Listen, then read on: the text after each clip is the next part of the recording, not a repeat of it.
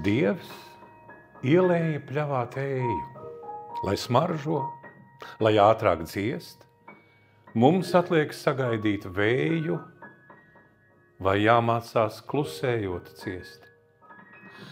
Dievs ielēja pļavā tēju, jau lapotnē vīraksts sāk vīties, un mežmalā sasēdās zvēri šai brīnumā noskatīties.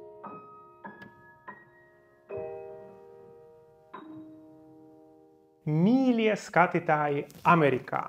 Mēs, Andrejs Osokins un Gundars Aboliņš, aicinām jūs kopā ar mums izjust un izbaudīt sajūtu spēles, mīlestību dzejā un muzikā.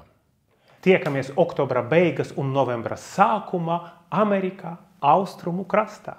Uz tikšanos!